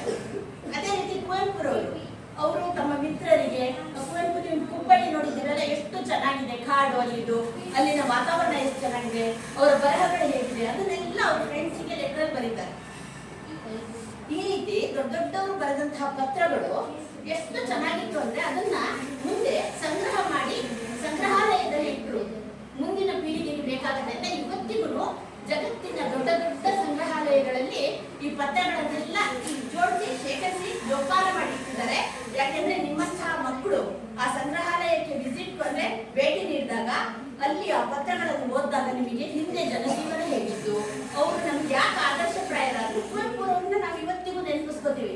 ಎಷ್ಟು ವರ್ಷ ಆಯ್ತಲ್ವಾ ಅವರು ಇದಾಗ್ಬಿಟ್ಟು, ಅಥವಾ ಅವರ ಬರಹಗಳು ಎಷ್ಟು ವರ್ಷ ಆಯ್ತು. ದೇಜಾಗ್ ಅವರು ಇರ್ಬೋದು, ನೆಹರು ಅವರು ಇರ್ಬೋದು, ಅಷ್ಟೇ ವರ್ಷಗಳು ಅವರ ಸಾವಿನ ನಂತರ ಕೂಡ ನಾವು ಇನ್ನೂ ಮುಂದಿನ ಪೀಳಿಗೆ ನೆನ್ಪಿಟ್ಕೊಳ್ತೀವಿ. ಯಾಕೆ? ಅವರು ಬರೆದ ಪತ್ರಗಳು ಬರಹಗಳು ನಮ್ಗೆ ಓದ್ಲಿಕ್ಕೆ ಸಿಗತ್ತೆ. ಹಾಗಾಗಿ ಪತ್ರ ಬರೆಯುವ ಸಂಸ್ಕೃತಿ ಎಷ್ಟು ಒಳ್ಳೆಯದು ಸಂಸ್ಕಾರ ಅಂದ್ರೆ ಅದರಿಂದ ನಾವು ಬೌದ್ಧಿಕವಾಗಿ, ಮಾನಸಿಕವಾಗಿ, ಸಾಮಾಜಿಕವಾಗಿ ಹಾಗೂ ಸಾಹಿತ್ಯಿಕವಾಗಿ ಬಹಳಷ್ಟು ರೀತಿಯಲ್ಲಿ ನಮ್ಮ ವ್ಯಕ್ತಿತ್ವವನ್ನು ಸುಧಾರಣೆ ಮಾಡ್ಕೋಬಹುದು. ಸಾಹಿತ್ಯಿಕವಾಗಿ ಹೇಗೆ ಅಂದ್ರೆ ಹಸ್ತಾಕ್ಷರ ಅಂದ್ರೆ ನಮ್ಮ ಕೈಯಲ್ಲೇ ನಾವು ಬರೆಯುವಂತಹ ಅಕ್ಷರಗಳು ಎಷ್ಟು ಮೋಡಿ ಮಾಡುತ್ತೆ ಅಂದ್ರೆ ನೋಡಿ, ನಿಮ್ಮ ಅಜ್ಜಿನೇ ನಿಮ್ ಕೈ ಅಂದ್ರೆ ಅವರ ಹಸ್ತಾಕ್ಷರದಲ್ಲೇ ನಿಮಗೊಂದು ಪತ್ರ ಬರೆದ್ರೆ, ಅಥವಾ ನೀವು ನಿಮ್ಮ ಅಜ್ಜಿಗೆ ಒಂದು, ಅಥವಾ ನಿಮ್ಮ ತಂದೆ ತಾಯಿಗೆ, ನಿಮ್ಮ ಅಕ್ಕನಿಗೆ ಒಂದು ಪತ್ರ ಬರೆದಾಗ ನಮ್ಮ ಕಣ್ಣು ಮುಂದೆ ಆ ಪತ್ರ ಓದ್ತೇವೆ. ನಿನ್ನೆ ಹೆಸರೇನು? ಋಷಿಕೇಶ ನನ್ಗೊಂದು ಪತ್ರ ಬರ್ದ. ನಾನು ಅದು ಓದ್ತಾ ಇದ್ದಂಗೆ ನನಗೆ ನಿನ್ನೆ ಕಣ್ಮುಂದೆ ಬಂದ್ಬಿಡ್ತೆ, ಇವರು ಋಷಿಕೇಶ, ನಮ್ಮ ಋಷಿಕೇಶ ಇವರು ನನಗೆ ಪತ್ರ ಬರ್ತಿದ್ದಾನೆ, ಇದಿಷ್ಟು ಚೆನ್ನಾಗಿದೆ, ಅವನಲ್ಲಿ ಏನ್ ಮಾಡ್ತಾ ಇರ್ಬೋದು, ಅವ್ನು ಹೇಗಿರ್ಬೋದು, ಅವ್ನಿರೋ ಊರಲ್ಲಿ ಏನೇನ್ ಇರ್ಬೋದು, ನಮ್ಗೆ ಆ ಕಲ್ಪನೆ ಎಲ್ಲ ಬಂದ್ಬಿಡುತ್ತೆ. ಆ ನೋಡಿ ಇರೋದು ನಿಮ್ಮ ವಾಟ್ಸಪ್, ಇನ್ಸ್ಟಾಗ್ರಾಮ್ ಯಾವುದಕ್ಕೂ ಬರೋದಿಲ್ಲ. ನೀವು ಕೈಯಲ್ಲಿ ಬರೆಯುವಂತಹ ಪತ್ರಗಳಿಗೆ ಮಾತ್ರ ಅಷ್ಟು ಶಕ್ತಿ ಇರುತ್ತೆ. ಹಾಗಾಗಿ ನೀವು ಮಕ್ಕಳು ಪತ್ರ ಬರೆಯುವ ಸಂಸ್ಕೃತಿಯನ್ನು ಮತ್ತೆ ಅಳವಡಿಸ್ಕೋಬೇಕು. ಹಾಗಾಗಿ ಈಗೆಲ್ಲ ಬೇಸಿಗೆ ಶಿಬಿರಗಳು ಈ ವರ್ಷಗಳಲ್ಲಿ ಬಹಳ ಜಾಸ್ತಿ ಆಯೋಜನೆ ಮಾಡ್ತಾ ಇದ್ದಾರೆ ಇತ್ತೀಚಿನ ವರ್ಷಗಳಲ್ಲಿ. ಯಾಕೆ ಅಂತ ಹೇಳಿದ್ರೆ ನಿಮ್ಮಂತ ಮಕ್ಕಳು ಮೊಬೈಲ್ ಇಡೀ ದಿನ ಇದನ್ನೇ ಹಿಡ್ಕೊಂಡು ಕೂತ್ಕೊಳ್ಳೋದು ಮನೆಯಲ್ಲಿ, ಓದೋದು ಬರೆಯೋದು ಕಮ್ಮಿ ಆಗತ್ತೆ. ಹಾಗಾಗಿ ತಂದೆ ತಾಯಿಗಳು ನಮ್ಮ ಮಕ್ಕಳಿಗೆ ಬರಲಿ, ಮಕ್ಕಳಿಗೆ ಬೇರೆ ಬೇರೆ ರೀತಿಯ ಕಲೆಗಳಲ್ಲಿ ಮತ್ತೆ ಈ ಬರವಣಿಗೆಯಲ್ಲಿ ಮತ್ತೆ ಶಿಬಿರದಲ್ಲಿ ಒಳ್ಳೆ ಸಂಸ್ಕಾರ ಸಿಗಲಿ ಅನ್ನೋ ಉದ್ದೇಶಕ್ಕೆ ಮಕ್ಕಳನ್ನ ಶಿಬಿರಕ್ಕೆ ಸೇರಿಸ್ತಾರೆ. ಹಾಗಾಗಿ ನೀವು ಇಲ್ಲಿ ಕಲಿತುಕೊಳ್ಳುವಂಥದ್ದು ಬಹಳಷ್ಟು ಇದೆ. ಹಾಗಾಗಿ ನೀವು ಪತ್ರ ಸಂಸ್ಕೃತಿಯನ್ನ, ಪತ್ರ ಬರೆಯುವ ಹವ್ಯಾಸವನ್ನು ರೂಢಿ ಮಾಡ್ಕೋಬೇಕು. ಹಾಗಾದ್ರೆ ನೀವು ಬರೆದ ಪತ್ರಗಳು ಯಾವ ರೀತಿ ಒಂದು ಕಡೆಯಿಂದ ಇನ್ನೊಂದು ಕಡೆ ಹೋಗುತ್ತೆ ಅನ್ನೋ ಕುತೂಹಲ ನಿಮ್ಗೆಲ್ಲರಿಗೂ ಇದೆ ಅಲ್ವಾ? ಸೊ ಈ ಪತ್ರಗಳು ಏನಾಗುತ್ತೆ, ನೀವು ಬರೆದ ತಕ್ಷಣ ಒಳಗಿನ ಭಾಗದಲ್ಲಿ ನಿಮ್ಗೆ ಒಕ್ಕಡೆ ನಿಮ್ಗೆಲ್ಲರಿಗೂ ಗೊತ್ತಿದೆ, ನಿಮ್ಗೆ ಇಷ್ಟ ಬಂದಂತೆ ನಿಮ್ಮ ವಿಷಯಗಳನ್ನ ಬರ್ಕೋಬಹುದು. ಹೊರಗಡೆ ಏನಿರ್ಬೇಕು, ಗೆ ವಿಳಾಸ ಇರ್ಬೇಕು. ಅಂದ್ರೆ ಯಾರಿಗೆ ಹೋಗುತ್ತೆ ಟು ವಿಳಾಸದಲ್ಲಿ ಆ ಹೆಸರು. ಫಾರ್ ಎಕ್ಸಾಂಪಲ್ ಋಷಿಕೇಶನ ಹೆಸರು, ಋಷಿಕೇಶನ ತಂದೆ ಹೆಸರು, ಕೊನೆಗೆ ಆ ಕೇರಿ, ಯಾವ ಕೇರಿ ಅಥವಾ ಮನೆ ಹೆಸರು ಇದ್ರೆ ಮನೆ ಹೆಸರು, ತದನಂತರ ಊರು, ಪಿನ್ ಕೋಡ್. ಪಿನ್ ಕೋಡ್ ಅಂತ ಇರುತ್ತೆ. ಪಿನ್ ಕೋಡ್ ಅಂದ್ರೆ 6 ಇದ್ರದ್ದು ಒಂದು ಸಂಖ್ಯೆ, 6 ಡಿಜಿಟ್ಸ್ ನಂಬರ್. ಅದರಲ್ಲಿ ಏನ್ ಹೇಳುತ್ತೆ ಅಂದ್ರೆ ಮೊದಲ ಸಂಖ್ಯೆ ವಲಯವನ್ನು ತೋರಿಸುತ್ತೆ, ನಂತರ ಅದು ರಾಜ್ಯವನ್ನು ತೋರಿಸುತ್ತೆ, ಸಬ್ ಕೋಡ್ ಸಬ್ ಝೋನ್ ಅನ್ನ ತೋರಿಸುತ್ತೆ, ನಂತರ ಜಿಲ್ಲೆ ತೋರಿಸುತ್ತೆ, ನಂತರ ಕೊನೆಯ 2 ಸಂಖ್ಯೆ ಅದು ಬಟವಾಡೆ ಆಫೀಸ್ ಅನ್ನ ತೋರಿಸುತ್ತೆ. ಅಂದ್ರೆ ಸಾಗರಕ್ಕೆ 577401 ಪಿನ್ ಕೋಡ್. ಅಂದ್ರೆ ಈ 01 ಸಾಗರವನ್ನು ಪ್ರತಿನಿಧಿಸುತ್ತೆ. ಅಂದ್ರೆ ನೀವು ಎಲ್ಲ ವಿಳಾಸ ಬರೆದ ಮೇಲೆ, ಊರು ಸಾಗರ ಅಂತ ಬರೆದ ಮೇಲೆ ಪಿನ್ ಕೋಡ್ ಬರೆದ್ರೆ ಅದು ಸರಿಯಾದ ವಿಳಾಸಕ್ಕೆ ಸರಿಯಾದ ಸಮಯದಲ್ಲಿ ಹೋಗುತ್ತೆ. ಯಾಕಂದ್ರೆ ಅದು ವಿಂಗಡಣೆಯಾಗಿ ಅದೇ ಊರಿಗೆ ಬರುತ್ತೆ. ಆದ್ರೆ ಇದಕ್ಕೂ ಮೊದಲು ಹೇಗಿತ್ತು ಅಂದ್ರೆ, ಪುರಾತನ ಕಾಲದಲ್ಲಿ ನೀವು ಪತ್ರಗಳನ್ನು ಬರೆದ್ರೆ ಅದನ್ನ ರವಾನಿಸ್ಲಿಕ್ಕೆ ಒಂದು ಕಡೆಯಿಂದ ಇನ್ನೊಂದು ಕಡೆಗೆ ಪಕ್ಷಿಗಳನ್ನು ಬಳಸ್ತಾ ಇರ್ಬೋದು, ತದನಂತರ ಕುದುರೆಗಳನ್ನ ಬಳಸಕ್ಕೆ ಶುರು ಮಾಡಿದ್ರು. ಇವೆರಡೂ ಇದರಲ್ಲಿ ಆ ವಿಷಯ ಏನ್ ಬರ್ದಿರ್ತದೆ, ನಿಮ್ಮ ಸಂದೇಶಗಳನ್ನು ಪಾರಿವಾಳವೋ ಅಥವಾ ಕುದುರೆಯ ಕೊರಳಿಗೋ ಕಾಲಿಗೋ ಕಟ್ಟಿ ಅದಕ್ಕೆ ಕಳಿಸ್ತಾ ಇದ್ರು. ಅದಕ್ಕಂತಾನೆ ಒಂದು ನಿಗದಿಪಡಿಸಿದ ಒಂದಷ್ಟು ಪಕ್ಷಿಗಳು, ಕುದುರೆಗಳು ಇರ್ತಾ ಇದ್ವು. ಅವಕ್ಕೆ ಟ್ರೈನಿಂಗ್ ಅಂದ್ರೆ ತರಬೇತಿ ಕೊಟ್ಟಿರ್ತಾ ಇದ್ರು. ಆತರ ಇಂಥ ಜಾಗಕ್ಕೆ ಹೋಗ್ಬೇಕು ಅಂತ ಅವು ಅಲ್ಲಿ ಹೋಗಿ ಸಂದೇಶಗಳನ್ನ ಕೊಟ್ಟು ಬರ್ತಾ ಇದ್ರು. ತದನಂತರ ಏನಾಯ್ತು, ಕಾಲಾಡಿನ ವ್ಯವಸ್ಥೆ ಬಂತು. ಕಾಲಾಡಿನ ವ್ಯವಸ್ಥೆ ಬಂದಾಗ ಅವನು ಈ ಒಂದು ಕೋಲಿಗೆ ಗೆಜ್ಜೆ ಕಟ್ಟಿ ಅದು ಶಬ್ದ ಮಾಡೋದು, ಪೋಸ್ಟ್ ಮ್ಯಾನ್ ಬರೋ ಒಂದು ಸಂಕೇತ ಅವನು ಬರ್ಲಿಕ್ಕೆ. ಈ ರೀತಿ ಅವನು ತಗೊಂಡು ಹೋಗ್ತಾ ಇದ್ದ. ಅವಾಗೆಲ್ಲ ಏನಾಗ್ತಿತ್ತು ಅಂದ್ರೆ, ನಾನು ಪತ್ರ ಬಂದ್ರೆ ನೀವು ಆ ಪತ್ರವನ್ನು ತಗೊಳ್ಳೋರಾದ್ರೆ ನೀವು ಶುಲ್ಕ ಕೊಟ್ಟು ಪತ್ರವನ್ನು ಬಿಡಿಸ್ಕೋಬೇಕು. ಈ ಸಂದರ್ಭದಲ್ಲಿ ಏನಾಯ್ತು ಅಂದ್ರೆ, ನಾವು ನಿಮಗೆ ಕಳಿಸಿದ ಪತ್ರ ನೀವು ವಾಪಸ್ ನೀವು ತಗೊಂಡಿಲ್ಲ ಅಂದ್ರೆ ಅದು ವಾಪಸ್ ನನಗೆ ಬರುತ್ತೆ, ಸಮಯವೂ ವ್ಯರ್ಥ, ಆಮೇಲೆ ಶ್ರಮವೂ ವ್ಯರ್ಥ. ಇಲಾಖೆಗೆ ಇದು ಸರಿಯಾದ ಒಂದು ರೀತಿ ಅಂತ ಅನ್ನಿಸ್ಲಿಲ್ಲ. ಇದ್ರ ಬಗ್ಗೆ ಅದು ಸಂಶೋಧನೆ ಮಾಡ್ತಾ ಇತ್ತು. ಈ ಸಂದರ್ಭದಲ್ಲಿ ಬ್ರಿಟನ್ ನಲ್ಲಿ ರೋಲೆಂಡ್ ಹಿಲ್ ಎನ್ನುವ ಒಬ್ಬ ಶಿಕ್ಷಕ ಒಂದು ನೀಲನಕ್ಷೆಯನ್ನು ತಯಾರು ಮಾಡ್ತಾನೆ. ಅಂದ್ರೆ ಪ್ರಾಜೆಕ್ಟ್ಸ್, ಪೋಸ್ಟೇಜ್ ಸ್ಟ್ಯಾಂಪ್ ಅಂದ್ರೆ ಹೀಗಿರ್ಬೇಕು ಅಂತ ಒಂದು ನೀಲನಕ್ಷೆಯನ್ನು ತಯಾರು ಮಾಡ್ತಾನೆ. ಈ ನೀಲನಕ್ಷೆಯಲ್ಲಿ ಪೋಸ್ಟೇಜ್ ಸ್ಟ್ಯಾಂಪ್ ಬಗ್ಗೆ ಒಂದು ಇಷ್ಟು ಶುಲ್ಕ, ಅಂತರ ಮತ್ತೆ ತೂಕದ ಮೇಲೆ ನಿರ್ಧಾರವಾಗುವಂತಹ ಒಂದು ತನ್ನ ಒಂದು ಕಲ್ಪನೆಯನ್ನು ಮುಂದಿಟ್ಟು ಅದೊಂದು ನೀಲನಕ್ಷೆಯನ್ನು ತಯಾರಿಸಿ ಸರ್ಕಾರಕ್ಕೆ ಇಡ್ತಾನೆ. ಅಂದಿನ ಬ್ರಿಟನ್ ಸರ್ಕಾರ ಇದು ಸರಿಯಾದ ವ್ಯವಸ್ಥೆ ಅಂತ ಒಪ್ಪಿಕೊಂಡು ಅಂದಿನಿಂದ ಒಂದು ಅಂಚೆ ಶುಲ್ಕ, ಅಂಚೆ ಚೀಟಿಯ ವ್ಯವಸ್ಥೆ ಜಾರಿಗೆ ಬರುತ್ತೆ. ಹಾಗಾಗಿ ಮೊದಲು ಅಲ್ಲಿ ಬ್ರಿಟನ್ ನಲ್ಲಿ ಬರುತ್ತೆ. ತದನಂತರ ಈ ಅಂಚೆ ಚೀಟಿ ಭಾರತದಲ್ಲಿ ಸ್ವಾತಂತ್ರ್ಯ ನಂತರ, ಮೊದಲು ಕೂಡ ಇತ್ತು, ಆದ್ರೆ ಸ್ವಾತಂತ್ರ್ಯ ನಂತರ 1947 ನವೆಂಬರ್ 21ರಂದು ಅಂಚೆ ಚೀಟಿ ಬರುತ್ತೆ. ಮೊದಲ ಅಂಚೆ ಚೀಟಿ ತ್ರಿವರ್ಣ ಧ್ವಜದ ಸಂಕೇತವನ್ನು ಸೂಚಿಸುವಂತಹ ಮೊದಲ ಅಂಚೆ ಚೀಟಿ ಬಿಡುಗಡೆ ಆಗುತ್ತೆ. ಸೊ ಈ ಅಂಚೆ ಚೀಟಿಗಳನ್ನು ಹಂಚಿಬಿಟ್ಟು, ಅಂದ್ರೆ ನೀವು ಬರೆದ ಪತ್ರಕ್ಕೆ ಅಂಚೆ ಚೀಟಿಗಳನ್ನು ಹಂಚಿ ಒಂದು ಕಡೆಯಿಂದ ಇನ್ನೊಂದು ಕಡೆಗೆ ಕಳಿಸುವಂತಹ, ವಾಹನದ ಮೂಲಕ ಕಳಿಸುವಂತಹ ವ್ಯವಸ್ಥೆ ಬಂತು. ವಾಹನ ನಂತರ ಈಗ ಡ್ರೋನು, ಮತ್ತೊಂದು ವಿಮಾನ, ಎಲ್ಲಾ ರೀತಿಯ ಅಂಚೆ ವ್ಯವಸ್ಥೆಗಳು, ರೈಲಿನಲ್ಲಿ ಅಂಚೆ ಹೋಗುತ್ತೆ. ಎಲ್ಲ ಜಗತ್ತಿನಲ್ಲಿ ಸಾಧ್ಯವಾದಂತಹ ಎಲ್ಲ ಮಾಧ್ಯಮ ಏನಿದೆ, ಸಂಪರ್ಕ ಸಾಧನ ಇದೆ, ಅದರ ಮೂಲಕ ಎಲ್ಲ ಅಂಚೆಗಳು ಪ್ರಪಂಚದ ಪ್ರತಿಯೊಂದು ಮೂಲೆಗೆ ತಲುಪುವಂತಹ ವ್ಯವಸ್ಥೆ ಆಧುನೀಕರಣವಾಗಿ ಅಂಚೆ ಮುಂದುವರೆದಿದೆ ಈಗ. ಸೊ ಈಗ ಈ ಅಂಚೆ ಚೀಟಿಗಳು ಬಿಡುಗಡೆಯಾಗುತ್ತೆ. ಅಂಚೆ ಚೀಟಿಗಳು ಆ ಶುಲ್ಕಕ್ಕೆ ಹಚ್ಚಲಿಕ್ಕೆ, ಅಂದ್ರೆ ಆ ಶುಲ್ಕದ ರೂಪದಲ್ಲಿ ಹಚ್ಚುವ ಅಂಚೆ ಚೀಟಿಗಳಲ್ಲಿ 2 ವಿಧ ಇರುತ್ತೆ. 2 ವಿಧದಲ್ಲಿ ಒಂದು ನಿಯತ ಸರಣಿಗಳು ಮತ್ತೆ ಮತ್ತೊಂದು ಸ್ಮರಣಾರ್ಥ ಅಂಚೆ ಚೀಟಿಗಳು ಅಂತ. ನಿಮಗೆ ಯಾವ್ದಾದ್ರು ಅಂಚೆ ಚೀಟಿಗಳ ಬಗ್ಗೆ ಇಲ್ಲಿ ಮಾಹಿತಿ ಇದೆಯಾ? ಮಕ್ಕಳಿಗೆ ಮಾಹಿತಿ ಇಲ್ಲ, ನೀವು ಸಣ್ಣವರು ಅಂದ್ರೆ ಇಷ್ಟರೊಳಗೆ ನಿಮ್ಗೆ ಗೊತ್ತಾಗೋದಿಲ್ಲ. ಸೊ ನಾನೇ ಹೇಳ್ತೀನಿ. ನಿಯತ ಸರಣಿಗಳು ಅಂದ್ರೆ ಪ್ರತಿನಿತ್ಯ ನಾವು ಪಾರ್ಸಲ್ ಪೋಸ್ಟಲ್ಲೋ ಲೆಟ್ರೋ ಕಳಿಸ್ಲಿಕ್ಕೆ ಬಳಸುವಂತಹ ಅಂಚೆ ಚೀಟಿಗಳು, ಪ್ರತಿನಿತ್ಯ ಬಳಸುವಂತದ್ದಕ್ಕೆ ನಿಯತ ಸರಣಿಗಳು ಅಂತ ಹೇಳ್ತಾರೆ. ಸ್ಮರಣಾರ್ಥ ಅಂಚೆ ಚೀಟಿಗಳು ಅಂತ ಹೇಳಿದ್ರೆ ಅದು ಯಾವುದೋ ಒಂದು ವಿಶೇಷ ಸಂದರ್ಭದಲ್ಲಿ, ಆಮೇಲೆ ವಿಶೇಷ ಸಾಧಕರು ಅಥವಾ ಒಂದು ವಿಶೇಷ ಸನ್ನಿವೇಶವನ್ನು ಅಂದ್ರೆ ನೆನಪಾಗಿ ಇಟ್ಟುಕೊಳ್ಳುವಂಥದ್ದು, ವಿಶೇಷ ಸ್ಥಳಗಳು, ಹಾಗೆ ಒಂದು ಸಂಶೋಧನೆ, ಬಾಹ್ಯಾಕಾಶ, ಇದಕ್ಕೆ ಸಂಬಂಧಪಟ್ಟಂತೆ ಅಂಚೆ ಚೀಟಿಗಳನ್ನು ಬಿಡುಗಡೆ ಮಾಡ್ತಾರೆ. ಅದನ್ನ ಸ್ಮರಣಾರ್ಥ ಅಂಚೆ ಚೀಟಿಗಳು ಅಂತಾರೆ. ಈ ನಿಯತ ಸರಣಿಗಳ ಅಂಚೆ ಚೀಟಿಗಳನ್ನು ಒಂದು ಸಲ ರಿಲೀಸ್ ಮಾಡಿದ್ಮೇಲೆ, ಅಂದ್ರೆ ಒಂದು ಸಲ ಮುದ್ರಣಗೊಂಡ್ಮೇಲೆ ಪದೇ ಪದೇ ನಮ್ಮ ಅನುಕೂಲ ಮತ್ತು ಅವಶ್ಯಕತೆಗೆ ತಕ್ಕಂತೆ ಬಿಡುಗಡೆ ಮಾಡ್ತಾರೆ. ಇದನ್ನ ಡೆಫಿನೇಟಿವ್ ಸ್ಟ್ಯಾಂಪ್ ಅಥವಾ ನಿಯತ ಸರಣಿಯ ಅಂಚೆ ಚೀಟಿಗಳು ಅಂತಾರೆ. ಆದ್ರೆ ಈ ಸ್ಮರಣಾರ್ಥ ಅಂಚೆ ಚೀಟಿಗಳು ಒಂದು ಸಲ ಬಿಡುಗಡೆ ಮಾಡಿದ್ಮೇಲೆ ಮತ್ತೊಂದು ಸಲ ಬಿಡುಗಡೆ ಮಾಡೋದಿಲ್ಲ. ಹಾಗಾಗಿ ಮುಂದೆ ಏನಾಗುತ್ತೆ ಅಂತ ಹೇಳಿದ್ರೆ ಈ ಸ್ಮರಣಾರ್ಥ ಅಂಚೆ ಚೀಟಿಗಳನ್ನ ಸಂಗ್ರಹ ಮಾಡುವ ಹವ್ಯಾಸ ಬೆಳೆಕೊಳ್ಳುತ್ತೆ. ಇಲ್ಲಿ ಎಷ್ಟು ಜನಕ್ಕೆ ಹಾಬೀಸ್ ಅಂದ್ರೆ ಹವ್ಯಾಸಗಳಿದೆ ಹೇಳಿ? ಏನ್ ಬೇರೆ ನಿಮ್ಗೆ ಯಾವ್ದಾದ್ರು ಹಾಬಿ ಇದೆಯಾ? Drawing, very good. ನಿಮ್ಗೆ ಡ್ರಾಯಿಂಗ್, ನಿನ್ಗೆ ಇಂಜಿನಿಯರಿಂಗ್, ನಿನಗೆ ಸ್ವಿಮ್ಮಿಂಗ್, ನಿನಗೆ ಎಸ್, ನಿನಗೆ ಅಲ್ಲ ಹವ್ಯಾಸ. ಅಭ್ಯಾಸ ಏನಿದೆ? ಯಾವ ತರ ಅಭ್ಯಾಸಗಳು ಏನಾದ್ರು? ಈಗ ನೋಡಿ, ನನಗೆ ಹಾಬಿ ಅಂದ್ರೆ ಅರ್ಥ ಆಗತ್ತಲ್ವಾ?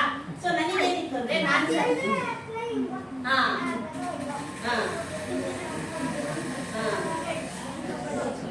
ನಾನೇನ್ ಮಾಡ್ತಾ ಇದ್ದೆ, ಸಣ್ಣವಳಿರುವಾಗ ಈ ಬೆಂಗಳೂರು ಪಟ್ಟಣದ್ದು ಮೇಲ್ಗಡೆ ಚಿತ್ರ ಬರುತ್ತಲ್ಲ, ಅದು ತುಂಬಾ ವೆರೈಟಿ ಇರುತ್ತೆ, ಅದನ್ನು ಒಟ್ಟು ಮಾಡ್ತಾ ಇದ್ದೆ. ಆಮೇಲೆ ಬಟ್ಟೆಗಳು, ಅವಾಗ ಹೂವಿನ ಬಟ್ಟೆಗಳು ಬರ್ತಾ ಇತ್ತಲ್ಲ, ನಮ್ಮಮ್ಮ ಟೈಲರಿಂಗ್ ಮಾಡ್ತಾ ಇದ್ರು. ಹಾಗಾಗಿ ಏನ್ ಮಾಡ್ತಾ ಇದ್ರೆ ಕಟ್ಟು ಪೀಸ್ಗಳು ಸಣ್ಣದು ಬೇರೆ ಬೇರೆ ನಮ್ಮನೆ ಡಿಸೈನ್, ಎಷ್ಟು ಡಿಸೈನಿಂಗ್ ಬರುತ್ತೆ ಅಷ್ಟು ಡಿಸೈನಿನ ಕಟ್ ಪೀಸ್ಗಳನ್ನ ಒಟ್ಟು ಮಾಡ್ಕೊಡ್ತಾ ಇದ್ದೆ ನನ್ನ ಖುಷಿಗೆ. ಆಮೇಲೆ ಜ್ಯೂಸ್ ಬಾಟ್ಲ್ ಬರೋದು, ಅವಾಗ ಜ್ಯೂಸ್ ಬಾಟ್ಲಿನ ಮುಚ್ಚಳ ಕ್ಯಾಪ್, ಅದನ್ನ ಕಲೆಕ್ಷನ್ ಮಾಡ್ತಾ ಇದ್ದೆ. ಸೊ ಇದು ಒಂಥರ ನಮ್ಮ ಖುಷಿಗೆ ಒಟ್ಟು ಮಾಡುವಂತ ಒಂದು ಹವ್ಯಾಸಗಳು. ಆ ತರ ನಿಮಗೆ ಇನ್ಯಾರಿಗೆ ಯಾವ್ಯಾವ ಹವ್ಯಾಸ ಇದೆ? Reading books, correct. ಹೀಗೆ ಮೊನ್ನೆ ಒಂದು ಕ್ಯಾಂಪಿಗೆ ಹೋಗಿದ್ದೆ, ಅಲ್ಲಿ ಒಬ್ಬೊಬ್ಬರು ಹೇಳ್ದ ಹಳೆ ಕಾಯಿನ್ಸ್ ಕಲೆಕ್ಟ್ ಮಾಡೋ ಹವ್ಯಾಸ ಇದೆ ಅಂತ, ಮತ್ತೊಂದಷ್ಟು ಮಕ್ಕಳು ಸ್ಟ್ಯಾಂಪ್ಸ್ ಕಲೆಕ್ಷನ್ ಮಾಡೋ ಹವ್ಯಾಸ ಇದೆ ಅಂತ, ಮತ್ತೆ ಕೆಲವರು ಹೇಳಿದ್ರು ಕ್ರಿಕೆಟಿನ ಆಟಗಾರರ ಇದು ಬರುತ್ತೆ, ನಿಮ್ಗೆ ಏನ್ ಹೇಳ್ತೀರಾ, ಫೋಟೋಸ್ ಕಲೆಕ್ಟ್ ಮಾಡೋದು, ಆಟೋಗ್ರಾಫ್ ಕಲೆಕ್ಟ್ ಮಾಡೋದು, ಈ ರೀತಿ ಬೇರೆ ಬೇರೆ ಹವ್ಯಾಸಗಳಿರುತ್ತೆ.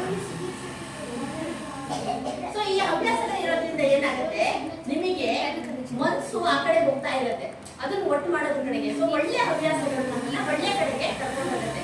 ಇದೇ ರೀತಿ ಸ್ಟ್ಯಾಂಪ್ಸ್ ಕಲೆಕ್ಷನ್ ಕೂಡ ಒಂದು ಒಳ್ಳೆ ಅಭ್ಯಾಸ ಅಥವಾ ಹವ್ಯಾಸ. ಇದನ್ನ ಏನ್ ಹೇಳ್ತಾರೆ ಅಂದ್ರೆ ಕಿಂಗ್ ಆಫ್ ಹಾಬೀಸ್ ಅಥವಾ ಇಟ್ಸ್ ಎ ಕಿಂಗ್ ಹಾಬಿ. ಅಂದ್ರೆ ಇದು ಬಹಳ ಹಿಂದಿನ ಕಾಲದಲ್ಲಿ ರಾಜರು ರೂಢಿ ಮಾಡಿಕೊಂಡ ಹವ್ಯಾಸ. ರಾಜರೆಲ್ಲ ಸ್ಟ್ಯಾಂಪ್ಸ್ ಒಟ್ಟು ಮಾಡ್ತಾ ಇದ್ದಾರೆ, ಅದಕ್ಕೆ ಇದನ್ನ ರಾಜ ಹವ್ಯಾಸ ಅಂತಾರೆ. ಹಾಬಿ ಆಫ್ ಕಿಂಗ್ಸ್ ಅಂತಾರೆ. ಅಂದ್ರೆ ಎಲ್ಲ ಹವ್ಯಾಸಗಳಿಗೂ ಸ್ಟ್ಯಾಂಪ್ ಕಲೆಕ್ಷನ್ ರಾಜ ಹವ್ಯಾಸ ಅಂತಾರೆ. ಯಾಕೆ ಅಂತ ಹೇಳಿದ್ರೆ ಇವತ್ತು ಪ್ರಪಂಚದಲ್ಲಿ ಅತ್ಯಂತ ಉನ್ನತ ಸ್ಥಾನದಲ್ಲಿರುವ ಹಾಗೂ ಅತ್ಯಂತ ಮೌಲ್ಯಯುತವಾದ ಹವ್ಯಾಸ ಅಂದ್ರೆ ಅದು ಸ್ಟ್ಯಾಂಪ್ ಕಲೆಕ್ಷನ್. ಹಾಗಾಗಿ ಸ್ಟ್ಯಾಂಪ್ ಕಲೆಕ್ಷನ್ ಹವ್ಯಾಸವನ್ನ ಮಕ್ಕಳು ಬೆಳೆಸ್ಕೊಳ್ಳೋದು ತುಂಬಾ ಒಳ್ಳೇದು.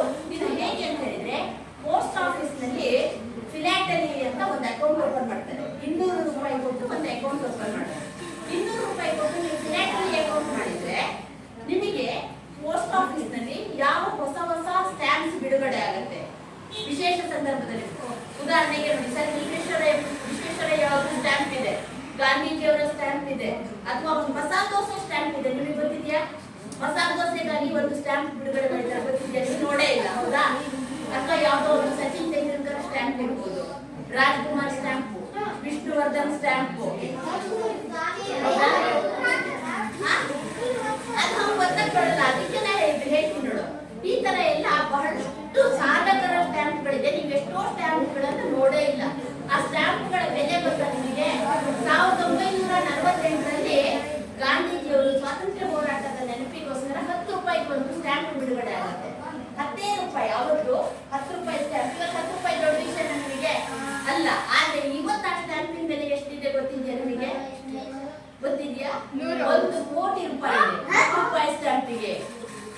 ಅದೇ ರೀತಿ ಒಂದು ಸ್ಟ್ಯಾಂಪು ಮೊದಲು ಅದು 1854ರಲ್ಲಿ 4 ಆಣೆಗೆ ಒಂದು ಸ್ಟ್ಯಾಂಪ್ ಬಿಡುಗಡೆ ಆಗುತ್ತೆ.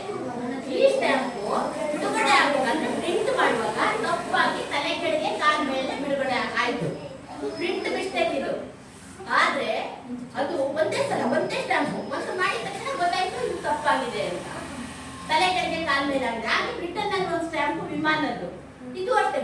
ಆಗುವಾಗ ಮಿಸ್ಟೇಕ್ ಆಗಿ ತಪ್ಪಾಯ್ತು. ಈ ಗಾಂಧೀಜಿ ಸ್ಟ್ಯಾಂಪ್ ಕೂಡ ಹಾಗೆ ಓವರ್ ಪ್ರಿಂಟ್ ಆಯಿತು, ಅಂದ್ರೆ ತಪ್ಪಾಗಿದ್ದು. ಹಾಗಾಗಿ ಒಂದು ಸ್ಟ್ಯಾಂಪ್ ಆಯ್ತು, ಬಿಟ್ಟು ಅದು. ಆದ್ರೆ ಒಂದು ಹವ್ಯಾಸ ಮನುಷ್ಯನಿಗೆ ಹೇಗೆ ಮಾಡುತ್ತೆ ಅಂದ್ರೆ, ಹವ್ಯಾಸಗಾರರು ಅದು ನನ್ನ ಹತ್ರ ಇರ್ಬೇಕು, ಅದು ಒಂದೇ ಸ್ಟ್ಯಾಂಪ್ ಇದೆ, ಅದು ನನ್ನ ಹತ್ರ ಇರ್ಬೇಕು, ಬೇರೆ ಯಾರ ಹತ್ರ ಇರಬಾರ್ದು. Very good, very good, keep it up. ಅದು ಒಟ್ಟು ಮಾಡ್ತಾ ಹೋಗ ಹಾಗೆ. ನೋಡಿ ಇದ್ರ ಕತೆ ಹೌದಾ, ಅದು ನೀನೇ ಒಂದು ಆಲ್ಬಮ್ ಸಿಗುತ್ತೆ, ಆಲ್ಬಮ್ ಮಾಡಿ ಹೌದಾ. ಅದಕ್ಕೆ ನಾನು ಹೇಳ್ತೀನಿ ನಿಮ್ಗೆ ಪೋಸ್ಟ್ ಆಫೀಸ್ ಕವರ್ ಹೇಗೆ ಸಿಗುತ್ತೆ ಅಂತ, ಅದನ್ನೆಲ್ಲ ಹಾಕಿಟ್ರೆ ಅದ್ರ ಬೆಲೆ ನೋಡಿ ಹೇಗಿದೆ ಅಂತ. ಸೊ ಈ ಸ್ಟ್ಯಾಂಪ್ಗಳ ಬೆಲೆ ಇವತ್ತು ಲಕ್ಷ ಕೋಟಿ ದಾಟಿದೆ. ಅದು ಹೆಂಗೆ ಅಂತ ಹೇಳಿದ್ರೆ, ನೀವು ಈ ಫಿಲಾಟಲಿ ಅಕೌಂಟ್ ಮಾಡ್ಕೊಂಡಿರಲ್ವಾ, ಫಿಲಾಟಲಿ ಅಕೌಂಟ್ ಅಲ್ಲಿ ನೀವು ಒಂದು ಸದಸ್ಯತ್ವ ಪಡೆಯುತ್ತಿರುತ್ತೆ. ನಿಮಗೊಂದು ಮೆಂಬರ್ ಫಿಲಾಟಲಿ ಅಕೌಂಟ್ ಅಂಚೆ ಚೀಟಿ ಹವ್ಯಾಸಗಾರರ ಒಂದು ಸಂಘ ಇರುತ್ತೆ, ಅಲ್ಲಿ ನೀವು ಮೆಂಬರ್ ಆಗ್ಬಿಟ್ರೆ, ಮೆಂಬರ್ ಆದಾಗ ಮತ್ತೆ ವೆಬ್ಸೈಟ್ ಒಂದಿರುತ್ತೆ, ಅಲ್ಲಿ ಈ ಸ್ಟ್ಯಾಂಪ್ಗಳು ಯಾವ್ದು ಇದೆ ಯಾವ್ದಿದೆ. ನನ್ನ ಹತ್ರ ನಾನು ಅದ್ರ ಮೆಂಬರು, ನೀವು ಯಾರೋ ಒಂದಿಬ್ರು ಮೆಂಬರು ಅಂದ್ಕೊಳ್ಳಿ. ನಿಮ್ಮ ಹತ್ರ ಒಂದು 4-5 ನಮೂನೆ ಸ್ಟ್ಯಾಂಪ್ ಇರುತ್ತೆ, ನನ್ನ ಹತ್ರ ಒಂದು 4-5 ನಮೂನೆ ಸ್ಟ್ಯಾಂಪ್ ಇರುತ್ತೆ. ಆದ್ರೆ ನಿಮ್ಮ ಹತ್ರ ಇರೋದು ನನ್ನ ಹತ್ರ ಇರಲ್ಲ, ನನ್ನ ಹತ್ರ ಇರೋದು ನಿಮ್ಮ ಹತ್ರ ಇರೋದಿಲ್ಲ. ಸೊ ನಾನು ನಿಮ್ಮ ಹತ್ರ ಇರೋ ಸ್ಟ್ಯಾಂಪ್ ಅನ್ನು ತಗೋಬೇಕು ಅಂದ್ರೆ ಜಾಸ್ತಿ ದುಡ್ಡು ಕೊಟ್ಟಾದ್ರೂ ತಗೋತೀನಿ, ಯಾಕಂದ್ರೆ ನನಗೆ ಅಭ್ಯಾಸ. ಟ್ರೇಡಿಂಗ್, ವೆರಿ ಗುಡ್, ನೋಡಿ ಅವ್ನಿಗೆ ನಾಲೆಜ್ ಇದೆ. ಟ್ರೇಡಿಂಗ್ ಅಂತ ಅಲ್ಲಿ ನೀವು ಬಹಳಷ್ಟು ದುಡಿಮೆ ಕೂಡ ಮಾಡ್ಕೋಬಹುದು. ನಿಮಗೆ ಗೊತ್ತಿಲ್ಲ ಅನ್ಸುತ್ತೆ, ಮಕ್ಕಳು ನೀವು ಅಂಚೆ ಕಚೇರಿಗೆ ಅವಾಗವಾಗ ಯಾಕೆ ಬರ್ತಾ ಇರ್ಬೇಕು ಅಂದ್ರೆ, ಈಗ ಒಂದು 5-6 ತಿಂಗಳ ಹಿಂದೆ ಸಾಗರ ಪ್ರಧಾನ ಅಂಚೆ ಕಚೇರಿಯಲ್ಲಿ ನಾವು ಒಂದು ಸ್ಟ್ಯಾಂಪ್ ಎಕ್ಸಿಬಿಷನ್ ಮಾಡಿದ್ವಿ. ತುಂಬಾ ಜನ ನೋಡಕ್ ಬಂದಿದ್ರು. ಅಲ್ಲಿನೇ ಒಬ್ರು ಮುಂದಿನ ಶಾಲೆ ಟೀಚರ್ ಹತ್ರ ಒಂದು ಸ್ಟ್ಯಾಂಪ್ ಇತ್ತು, ಮತ್ತೊಬ್ಬರ ಹತ್ರ ಅದಿರ್ಲಿಲ್ಲ. ಅವರು ಒಂದು ಸಣ್ಣ ಒಂದು 104 ರೂಪಾಯಿ ಸ್ಟ್ಯಾಂಪ್ ಇರ್ಬೋದು, 2600 ರೂಪಾಯಿ ಅದ್ರ ರೇಟು, ಇವತ್ತಿನ ರೇಟು. ಅವ್ರು ಕೊಟ್ಟು ಅಲ್ಲೇ ತಗೊಂಡ್ರು. ಯಾಕಂದ್ರೆ ನನಗೆ ಇನ್ನೊಂದ್ ಕಡೆ ಪ್ರದರ್ಶನಕ್ಕೆ ಹೋಗಕ್ಕೆ ಆ ಸ್ಟ್ಯಾಂಪ್ ಸಿಗುತ್ತಲ್ಲ, ಇವತ್ತಿಲ್ಲದೆ ಇರೋದು ಇನ್ನೊಂದ್ ಕಡೆ ಪ್ರದರ್ಶನದಲ್ಲಿ ಇಡಕ್ಕೆ ಅಂತ ನಾನು ಮೊನ್ನೆ ಬೆಂಗಳೂರಿಗೆ ಹೋದಾಗ ಒಂದು ಸ್ಟ್ಯಾಂಪ್ ಎಕ್ಸಿಬಿಷನ್ ನೋಡಿದೆ. ಸ್ಟ್ಯಾಂಪ್ ಅನ್ನ ಕಲೆಕ್ಷನ್ ಮಾಡೋದು ಮಾತ್ರ ಅಲ್ಲ, ಅದನ್ನ ಕರೆಕ್ಟ್ ಆಗಿ ವಿಭಾಗವಾಗಿ ಜೋಡಿಸಿರೋದಿದೆಯಲ್ಲ, ಅದು ಕೂಡ ಒಂದು ಒಳ್ಳೆ ಕಲೆ. ಅಲ್ಲಿ ನಾನು ಎಕ್ಸಿಬಿಷನ್ ಹೋದಾಗ ನೋಡಿದ್ದೆ, ತರಕಾರಿಗೆ ಸಂಬಂಧಪಟ್ಟ ಸ್ಟ್ಯಾಂಪ್ ಇರುತ್ತೆ. ಒಂದು ಸೆಕ್ಷನ್ ಫುಲ್ ತರಕಾರಿದು, ಒಂದು ಸೆಕ್ಷನ್ ಫುಲ್ ನಮ್ಗೆ ಖುಷಿ ಆಗತ್ತಂದ್ರೆ, ನಾನು ಇಲ್ಲಿ ನೋಡೇ ಇಲ್ಲ. ಅಲ್ಲಿ ಕಂಠೀರವ ಸ್ಟೇಡಿಯಂನಲ್ಲಿ ಇರೋದು ಬಹಳ ದೊಡ್ಡ ಎಕ್ಸಿಬಿಷನ್, ರಾಷ್ಟ್ರ ಮಟ್ಟದ್ದು. ಅಲ್ಲಿ ನೋಡ್ತೀನಿ ಇಕ್ಕೇರಿಯ ಇತಿಹಾಸ ಸಾರುವಂತ ಸರಣಿ ಸ್ಟ್ಯಾಂಪ್ಗಳಿದ್ದಾವೆ. ಈಗ ನಮಗೆ ಏನ್ ಹೇಳ್ತಾರೆ, ದೇಶ ಸುತ್ತಿ ನೋಡು, ಕೋಶ ಓದಿ ನೋಡು ಅಂತ. ಒಂದೊಂದು ಟೈಮ್ ಏನಾಗುತ್ತೆ, ಬಿಸಿ ಶೆಡ್ಯೂಲ್ ನಿಮ್ಗಾಗುತ್ತೆ, ಓದೋದಿರತ್ತೆ, ಇನ್ನೊಂದಿರತ್ತೆ, ಓದಿ ಮುಗಿಯೋದಿಲ್ಲ, ಟೈಮ್ ಆಗೋದಿಲ್ಲ, ಹೋಮ್ವರ್ಕ್ ಇರುತ್ತೆ, ಓದಕ್ಕಾಗಲ್ಲ. ಆದ್ರೆ ಅಂತ ಒಂದು ಪ್ರದರ್ಶನದಲ್ಲಿ ನಾವು ಹೋದಾಗ ಫುಲ್ ಒಂದು ಕೋಶ ಓದಷ್ಟು ಜ್ಞಾನ ನಮ್ಗೆ ಸಿಗುತ್ತೆ ಸ್ಟ್ಯಾಂಪ್ ಎಕ್ಸಿಬಿಷನ್ ಅಲ್ಲಿ. ಅದು ಒಂದೇ ಅಲ್ಲ, ಅಲ್ಲಿ ಸ್ಪರ್ಧೆಗಳಿರುತ್ತೆ. ಆ ಸ್ಪರ್ಧೆಗಳಲ್ಲಿ ನಿಮಗೆ ತಾಮ್ರ, ಕಂಚು, ಒಬ್ರು ಸ್ಟೂಡೆಂಟ್ ಸೆಕೆಂಡ್ PUC ಹೋದಂತ ಹುಡುಗಿ ಒಬ್ರು ಗೋಲ್ಡ್ ಮೆಡಲ್ ತಗೊಂಡ್ರು ಸ್ಟ್ಯಾಂಪ್ ಎಕ್ಸಿಬಿಷನ್ ಅಲ್ಲಿ, ರಾಷ್ಟ್ರ ಮಟ್ಟದಲ್ಲಿ, ಅಂತಾರಾಷ್ಟ್ರ ಮಟ್ಟದಲ್ಲಿ ಇರುತ್ತೆ. ಮತ್ತೆ ನಮ್ಮಲ್ಲೂ ಕೂಡ ಫಿಲಾಟಲಿ ಅಕೌಂಟ್ ಅನ್ನ ನೀವು ಓಪನ್ ಮಾಡಿದ್ರೆ ವರ್ಷಕ್ಕೆ 2000 ರೂಪಾಯಿ ಸ್ಕಾಲರ್ಶಿಪ್ ಬರುತ್ತೆ. ದೀನ್ ದಯಾಳ್ ಸ್ಕಾಲರ್ಶಿಪ್ ಅಂತ ಇದೆ, ಸ್ಕಾಲರ್ಶಿಪ್ ಬರುತ್ತೆ. ಎಷ್ಟು ಮಕ್ಕಳಿಗೆ ಇದ್ರ ಅನುಭವ ಇರೋದಿಲ್ಲ. ಇದೆಲ್ಲ ನಿಮ್ಗೆ ಹೆಂಗ್ ಗೊತ್ತಾಗುತ್ತೆ ಅಂದ್ರೆ, ವ್ಯವಹಾರ ಜ್ಞಾನ ಕೂಡ ಬೇಕು ನಿಮಗೆ. ಯಾಕಂದ್ರೆ ಬರೀ ಓದೋದು ಸಾಲದು. ಈಗ 8-9 ವರ್ಷ ಕಳೆದ ತಕ್ಷಣ ನಿಮ್ಮನ್ನ ಹಾಸ್ಟೆಲಿಗೆ ಬಿಡ್ತಾರೆ, ಓದಲಿಕ್ಕೆ ಬೇರೆ ಕಡೆ ಕಳಿಸ್ತಾರೆ. ಹಾಗಾಗಿ ನಿಮಗೆ ಏನಾಗುತ್ತೆ, ಮನೆಯಿಂದ ಇಷ್ಟೇ ಅಮ್ಮ ಹಾಕಿದ್ದಾರೆ, ಇಲ್ಲೇ ಓದ ಬಂದ ಅಂತ ಹೇಳಿದ್ರೆ ಇವತ್ತಿನ ಜಗತ್ತಿನಲ್ಲಿ ತುಂಬಾ ಕಷ್ಟ ಇದೆ. ವ್ಯವಹಾರ ಜ್ಞಾನ ಬೇಕಾಗತ್ತೆ. ಹಾಗಾಗಿ ನೀವು ಹೊರಗಡೆ ಪೋಸ್ಟ್ ಆಫೀಸ್ ಬರೋದು, ಅಲ್ಲಿ ವ್ಯವಹಾರ ಮಾಡೋದು ಕಲಿಬೇಕಾಗತ್ತೆ. ಪೋಸ್ಟ್ ಆಫೀಸ್ ನೀವು ನಾವು ಅವ್ರು ಕೊಟ್ಟರೆ ತಗೊಂಡ್ಬರ್ತಾರಂತ ಸ್ವಲ್ಪ ಫ್ಯೂಚರಿಂದ, ಅಂದ್ರೆ ಈಗಿನ ಸ್ವಲ್ಪ ಇಂದ 2000 ಎಲ್ಲ ಅವಾಗ ಅವರು ಮ್ಯಾನ್ ಇರ್ತಾರಲ್ಲ, ಬೈಕ್ ಕೊಟ್ಟರೆ. ಈಗ ಬೈಕ್ ನಾವು ಸಣ್ಣಿರುವಾಗ ಏನಿತ್ತು ಗೊತ್ತಾ, ಆ ಬೆಲ್ಲಿಗೆ ನಾವು ಕಾಯ್ತಾ ಇದ್ವಿ. ಯಾಕೆಂದ್ರೆ ಪತ್ರ ಫಸ್ಟ್ ನಾವೇ ತಗೋಬೇಕು, ನಾವೇ ಓದ್ಬೇಕು ಅಂತ. ಓಪನ್ ಮಾಡಿದ್ರೆ ಪನಿಷ್ಮೆಂಟ್ ಆಗುತ್ತೆ. ನೀವು ಹಾಕ್ತಿರಲ್ಲ, ನೀವು ಒಂದು ಪತ್ರ ಬರೀತಿರಲ್ಲ, ಅದನ್ನ ಒಂದು ಪೋಸ್ಟ್ ಬಾಕ್ಸಿಗೆ ಹಾಕ್ತಿರಲ್ವಾ, ಆ ಪೋಸ್ಟ್ ಬಾಕ್ಸ್ಗೆ ಬೀಗ ಇರುತ್ತೆ, ನೋಡಿದೀರಾ? ನಿಮ್ಮ ಪತ್ರಗಳು ಸುರಕ್ಷಿತ ಇರುತ್ತೆ. ಅದು ಯಾರು ನಾನು ಕೂಡ ಓದಕ್ಕಾಗಲ್ಲ, ಅಥವಾ ಯಾರು ಓದಕ್ಕಾಗಲ್ಲ. ಪೋಸ್ಟ್ ಮ್ಯಾನ್ ಓಪನ್ ಮಾಡಕ್ ಬರಲ್ಲ, ಅದಕ್ಕಂತಾನೆ ಒಬ್ಬ ಜನ ಇರ್ತಾನೆ. ಅವನು ಆ ಬಾಕ್ಸ್ ಓಪನ್ ಮಾಡ್ತಾನೆ. ಬಾಕ್ಸ್ ಓಪನ್ ಮಾಡಿದ್ರೆ ಅದ ಪತ್ರ ತಗೊಂಡು ಹೋಗ್ತಾನೆ. ಅದು ಎಲ್ಲಿ ಸಾರ್ಟ್ ಮಾಡ್ಬೇಕು, ಆಫೀಸಲ್ಲಿ ವಿಂಗಡಣೆ ಮಾಡೋ ಜಾಗ ಇರುತ್ತೆ, ವಿಂಗಡಣೆ ಆಗಿ ಅಲ್ಲಿ ಹೋಗುತ್ತೆ. ಪೋಸ್ಟ್ ಮ್ಯಾನ್ ಯಾವಾಗ ಓದ್ತಾನೆ ಅಂದ್ರೆ, ವಿದ್ಯಾಭ್ಯಾಸ ಇದ್ದವರೆಲ್ಲ ಬರ್ತಾರಲ್ವಾ, ಅವರು ಪೋಸ್ಟ್ ಮ್ಯಾನ್ ಇದನ್ನೊಂಚೂರು ಓದ್ಕೊಡ್ತೀರಾ ಅಂತ ಕೇಳ್ತಾರೆ. ಆವಾಗಷ್ಟೇ ಪೋಸ್ಟ್ ಮ್ಯಾನ್ ಓದ್ತಾನೆ. ಬಿಟ್ರೆ ಬಾಕಿ ಟೈಮಲ್ಲಿ ಪೋಸ್ಟ್ ಮ್ಯಾನ್ ಪತ್ರಗಳನ್ನ ಓದುವಂತ ಯಾವ ಓದುವುದಿಲ್ಲ, ಅದು ಅಪರಾಧ. ಓದೋದು ಇಲ್ಲ. ಹಾಗೆ ನೀವು ಪೋಸ್ಟ್ ಆಫೀಸಿಗೆ ಬಂದಾಗಷ್ಟೇ ಇವನ್ನೆಲ್ಲ ಕಲ್ತ್ಕೊಳ್ಳಿಕ್ಕೆ ಅಥವಾ ಇಂತಹ ಜ್ಞಾನಗಳನ್ನು ಗಳಿಸ್ಕೊಳ್ಳಿಕ್ಕೆ ಸಾಧ್ಯ. ಹಾಗೆ ನಾನು ನಿಮ್ಗೆ ಹೇಳ್ದೆ, ಈಗ ಫಿಲಾಟಲಿ ಅಕೌಂಟ್ ಮಾಡ್ಕೊಂಡ್ರೆ ನಿಮ್ಗೆ ಸ್ಟ್ಯಾಂಪ್ಸ್ ವರ್ಕ್ ಮಾಡ್ಬೋದು.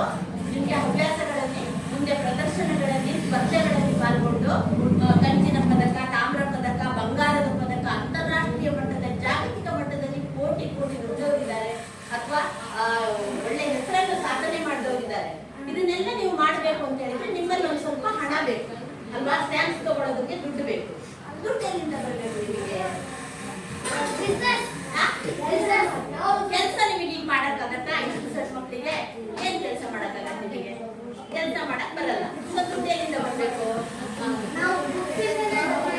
ಯಾವ ಬುಕ್ಸಿಂದ ತಗೊಳ್ತೀರಾ? ಅದು ಮ್ಯಾಥ್ಸ್ ದುಡ್ಡು ಬೇಕಲ್ಲ. ದುಡ್ಡೇನಿಂದ ಬರ್ಬೇಕು? ಅಜ್ಜ ಕೊಡ್ತಾರೆ, ಅಪ್ಪ ಕೊಡ್ತಾರೆ, ಅಮ್ಮ ಕೊಡ್ತಾರೆ, ಹೌದಾ? ಮನೆ ಹಬ್ಬದೊತ್ತಿಗೆ, ಹುಟ್ಟಿದ ಹಬ್ಬಕ್ಕೆ ಅಥವಾ ಯಾವುದೋ ಇದು ಫಂಕ್ಷನ್ ಎಲ್ಲ ಇದ್ದಾಗ ನಿಮಗೆ ದುಡ್ಡು ಕೊಡ್ತಾರಲ್ವಾ? ಆ ದುಡ್ಡನ್ನ ಪಾಕೆಟ್ ಅಲ್ಲಿ ಇಟ್ಕೊಂಡ್ರೆ ಏನಾಗುತ್ತೆ? ಖಾಲಿ ಆಗೋಗ್ಬಿಡುತ್ತೆ. ಫ್ರೆಂಡ್ಸ್ ಕರೀತಾರೆ, ಪಾನಿಪುರಿ ತಿನ್ನೋಣ ಬಾರೋ, ಮಸಾಲೆ ಪುರಿ ತಿನ್ನೋಣ ಬಾರೋ, ದುಡ್ಡೆಲ್ಲ ಖಾಲಿ ಆಗ್ಬಿಡುತ್ತಲ್ವಾ? ಅದಕ್ಕೆ ಏನ್ ಮಾಡ್ಬೇಕು? ಪೋಸ್ಟ್ ಆಫೀಸಿಗೆ ಬರ್ಬೇಕು. ನೀವು ಪೋಸ್ಟ್ ಆಫೀಸಲ್ಲಿ ಬಂದ್ರೆ ಏನಾಗುತ್ತೆ? ಸಣ್ಣ ಮಕ್ಕಳಿಗೆ ಅಲ್ಲಿ ಅಕೌಂಟ್ ಮಾಡುವಂತ ವ್ಯವಸ್ಥೆ ಇದೆ. 10 ವರ್ಷದ ಒಳಗಿನ ಮಕ್ಕಳಿಗಾದ್ರೆ ಅವರ ತಂದೆ ತಾಯಿಗಳ ಜೊತೆ ಬಂದು ಅಕೌಂಟ್ ಓಪನ್ ಮಾಡ್ಬೇಕು. 10 ವರ್ಷಕ್ಕೂ ದೊಡ್ಡ ಮಕ್ಕಳಾದ್ರೆ ಅವರೇ ಆಪರೇಟ್ ಮಾಡ್ಬೋದು ಅಕೌಂಟ್. ಹಾಗಾದ್ರೆ ನೀವು ಮಾಡ್ಬೋದು. 10 ವರ್ಷದ ಮೇಲ್ಪಟ್ಟ ಮಕ್ಕಳು ಅವರೇ ಅಕೌಂಟ್ ಓಪನ್ ಮಾಡ್ಬೋದು.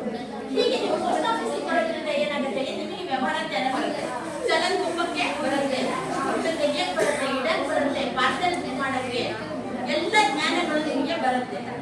ಹೀಗೆ ಬರೋದ್ರಿಂದ ಏನಾಗುತ್ತೆ? ನಾಳೆ ನಿಮ್ಮ ಮನೆ ನಿಮ್ಮ ಅಜ್ಜಿನೋ ಇನ್ನೊಬ್ರು ವಯಸ್ಸಾದವರು ನಿಮ್ಮ ಪಕ್ಕದ ಮನೆಯವರು ಅಪ್ಪಿ ಬಾರ ಒಂದು ಪೋಸ್ಟ್ ಆಫೀಸ್ಗೆ ಹೋಗಿ ಬರೋಣ, ನಂಗೆ ಚಲನ್ ತುಂಬಕ್ ಬರಲ್ಲ, ದುಡ್ಡು ತೆಗಿಯಕ್ ಬರಲ್ಲ ಅಂದಾಗ ನೀವು ಶಾಲೆಗೆ ಹೋಗೋ ಮಕ್ಕಳು ಇಲ್ಲ ರೀ ನನ್ಗೆ ಬರೋದಿಲ್ಲ ಅಂತ ಏನಾಗ್ತಾರೆ?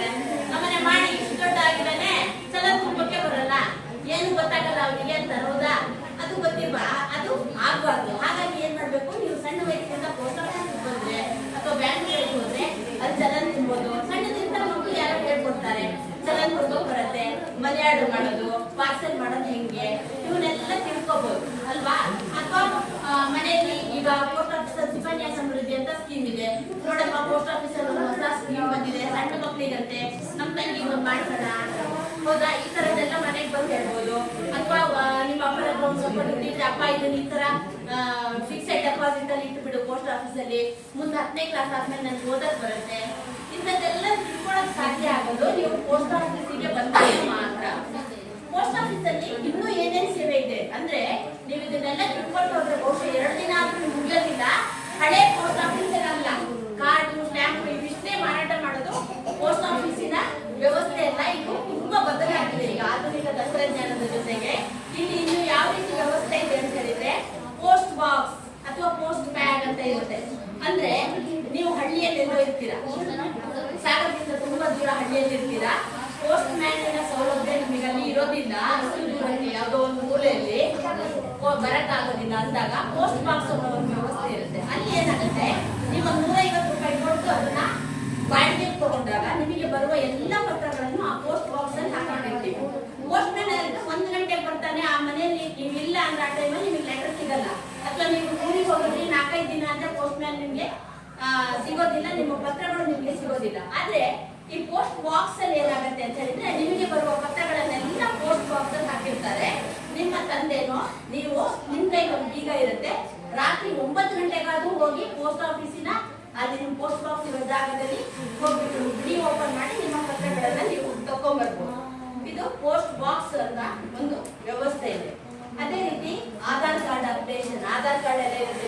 ಈಗ ಸಣ್ಣ ಮಕ್ಕಳಿಗೆ ಆಧಾರ್ ಕಾರ್ಡ್ ಇದ್ರೆ ಇಲ್ಲಿ ಯಾವ ಇದರಲ್ಲಿ ಸ್ಕಾಲರ್ಶಿಪ್ ಬರ್ಬೇಕು ಅಂದ್ರೆ ಆಧಾರ್ ಕಾರ್ಡ್ ಬೇಕು, ಬಸ್ಸಿಗೆ ಹೋಗ್ಬೇಕು ಅಂದ್ರೆ ಆಧಾರ್ ಕಾರ್ಡ್ ಬೇಕು, ಅಕೌಂಟ್ ಮಾಡ್ಬೇಕು ಅಂದ್ರೆ ಆಧಾರ್ ಕಾರ್ಡ್ ಬೇಕು.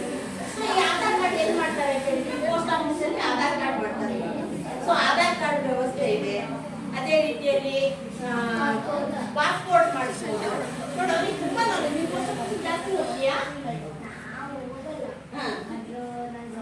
Very good, very good, very good. ನೋಡಿ ಮಕ್ಕಳು ಆಕ್ಚುಲಿ ಏನಾಗುತ್ತೆ ಅಂತ ಹೇಳಿದ್ರೆ, ಇಂಥ ಶಿಬಿರಗಳಲ್ಲಿ ನೀವು ಪಾಲ್ಗೊಂಡ್ರೆ ಇರುವಂತ ಕ್ಲಾಸ್ಗಳು ಚೆನ್ನಾಗಿರುತ್ತೆ, ಮತ್ತೆ ನಿಮ್ಮ ನಾಲೆಜ್ ಕೂಡ ಇಂಪ್ರೂವ್ ಆಗ್ತಾ ಹೋಗುತ್ತೆ. ಹಾಗಾಗಿ ಪರಸ್ಪರ ಮಾತುಕತೆ ಇದ್ದಾಗ ಶಿಬಿರ ಚೆನ್ನಾಗಾಗತ್ತೆ. ಮತ್ತೆ ಶಿಬಿರದಲ್ಲಿ ವಿಷಯಗಳನ್ನ ನಾನು ನಿಮ್ಮ ಹತ್ರ ತಿಳ್ಕೊಳಕ್ಕಾಗತ್ತೆ. ಹೌದಾ? ನಿನ್ನ ಹೆಸರೇನು? ನಾನು ಹೋಗಿ ಹೊರಗಡೆ ಹೇಳ್ತೀನಿ. ಈಗ ಧ್ರುವ ಅಂತ ಹುಡುಗ ಸಿಕ್ಕಿದ್ದ ಶಿಬಿರದಲ್ಲಿ, ನನಗೆ ಪೋಸ್ಟ್ ಆಫೀಸ್ ಬಗ್ಗೆ ಎಷ್ಟು ನಾಲೆಜ್ ಇದೆ. HMT ಬಗ್ಗೆ ಗೊತ್ತಿಲ್ಲ. ಹಿಂದೂಸ್ತಾನ್ ಮೋಟಾರ್ಸ್ ಅದು ಬೇರೆ ಒಂದು ಸಂಸ್ಥೆ. ವಾಚ್ ಹೌದಾ? ನನಗೆ ಅದು ಯಾಕಂದ್ರೆ ಅದ್ರ ಬಗ್ಗೆ ತಿಳ್ಕೊಂಡು ಬಂದಿಲ್ಲ ನಾನು ಇವತ್ತು. ನನಗೆ ಪೋಸ್ಟ್ ಆಫೀಸ್ ಬಗ್ಗೆ ಮಾತಾಡಕ್ ಹೇಳಿದ್ರಲ್ಲ, ಹಾಗಾಗಿ ಅದನ್ನ ತಿಳ್ಕೊಂಡು ಬಂದಿದ್ದೀನಿ ಇವತ್ತು. ಸೊ ನೀನು ನೋಡು, HMT ಫ್ಯಾಕ್ಟ್ರಿ ಬಗ್ಗೆ ತಿಳ್ಕೊಬೇಕಂದ್ರೂ ಕೂಡ ಪೋಸ್ಟ್ ಆಫೀಸ್ ಇಂದ ಅಲ್ಲಿ ಯಾರಾದ್ರೂ ನಿನ್ನ ಫ್ರೆಂಡ್ ಇದ್ರೆ ಅವ್ರಿಗೆ ಒಂದು ಕಾಗದ ಬರ್ದಾಕಿದ್ದಾಯ್ತು, ನನಗೆ ಇಂಥ ವಿಷಯದ ಬಗ್ಗೆ ಮಾಹಿತಿ ಕೊಡಿ ಅಂತ. ಆವಾಗ ಅವರಲ್ಲಿಂದ ನಿಮಗೆ ಲೆಟರ್ ಬರೀತಾರೆ, ಅದು ನಮ್ಮ ಪೋಸ್ಟ್ ಮ್ಯಾನ್ ನಿಮಗೆ ತಂದು ಕೊಡ್ತಾರೆ. ಹೌದಾ? ಹೌದು, ಪೋಸ್ಟಿಗೆ ಕಳ್ಸೋದು. ಪೋಸ್ಟೇ ತಾನೇ ನಿನಗೆ ಪತ್ರನ ಒಂದು ಕಡೆಯಿಂದ ಇನ್ನೊಂದು ಕಡೆ ಕಳ್ಸೋದು ಯಾರು? Post office. ಹಾಗಾಗಿ ನೀನು ಪೋಸ್ಟ್ ಆಫೀಸ್ಗೆ ಬಂದು ಅಲ್ಲಿ ಒಂದು ಲೆಟರ್ ಕಳ್ಸಿದ್ರೆ ನಿನಗೆ ಅಲ್ಲಿಂದ ಅವ್ರು ಯಾರಿಂದ ನಿಮ್ಮ ರಜೆಗಳು ಯಾರಾದ್ರೂ ನಿನಗೆ ಅಲ್ಲಿಂದ ಮಾಹಿತಿ ಕೊಡ್ತಾರೆ. ಹೌದಾ?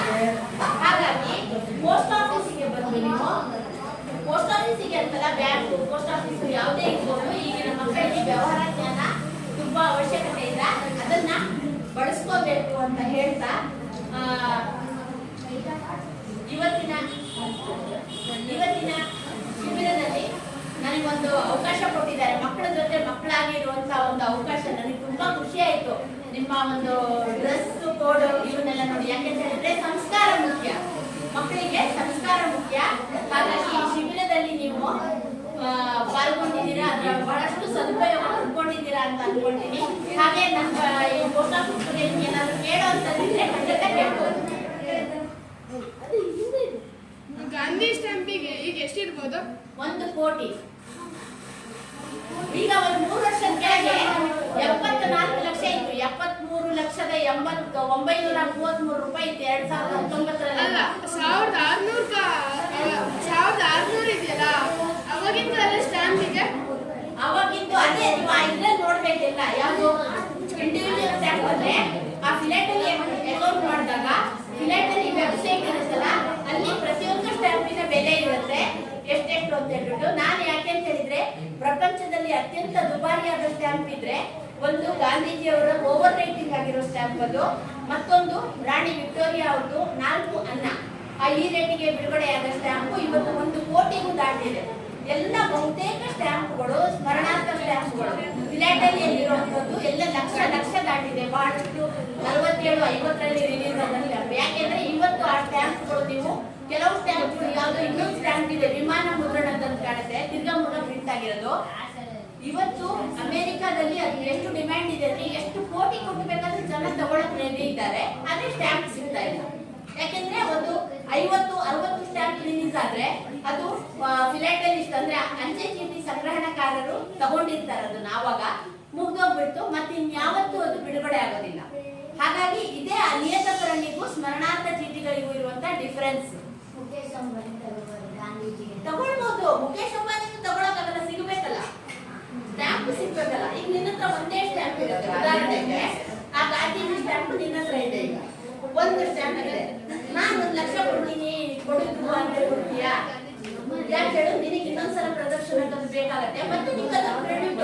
ಈ ಸ್ಟ್ಯಾಂಪ್ ನನ್ನ ಹತ್ರ ಬಿಟ್ಟರೆ ಬೇರೆ ಯಾರ ಹತ್ರನೂ ಇಲ್ಲ ಅಲ್ವಾ? ಇಡೀ ವರ್ಲ್ಡ್ಗೆ ರೆಕಾರ್ಡ್ ಆಗ್ಬಿಡುತ್ತೆ. ಧ್ರುವನ ಹತ್ರ ಮಾತ್ರ ಗಾಂಧೀಜಿ ಸ್ಟ್ಯಾಂಪ್ ಇದೆ ಅಂತೆ, ಆ ರೆಕಾರ್ಡ್ ಇದೆ. ಅವ್ರು ನೀನು ಆ ರೆಕಾರ್ಡ್ ಬ್ರೇಕ್ ಮಾಡಕ್ಕೆ ಇಷ್ಟಪಡ್ತೀವಿ ಅಥವಾ ನೀವು ಕೊಟ್ಬಿಟ್ಟು ತಗೊಳ್ಳೋದಂತ 2 ಇದ್ರೆ ಕೊಡ್ತೀಯ. ಯಾಕೆ ಹೇಳಿ? 10 ರೂಪಾಯಿ ಸ್ಟ್ಯಾಂಪಿಗೆ ನಾನು 1 ಲಕ್ಷ ರೂಪಾಯಿ ಕೊಡ್ತೀನಿ, ನಿಮ್ಗೆ ಎಷ್ಟು ಲಾಭ ಆಯ್ತು? ಹಾಗಾಗಿ ಕೆಲವು ಸಂಗ್ರಹಣಕಾರರು ಏನ್ ಮಾಡ್ತಾರೆ, ಆ ಒಂದು ಪರ್ಟಿಕ್ಯುಲರ್ ಸೀರೀಸಿನ ಒಂದು 10 ಸ್ಟಾಕ್ ತಗೊಂಡು ಇಟ್ಕೊಂಡ್ಬಿಡ್ತಾರೆ, ಒಂದು ಪ್ರದರ್ಶನಕ್ಕಾಯ್ತು, ಸೇಲ್ ಮಾಡಕ್ಕಾಯ್ತು ಅಂತ.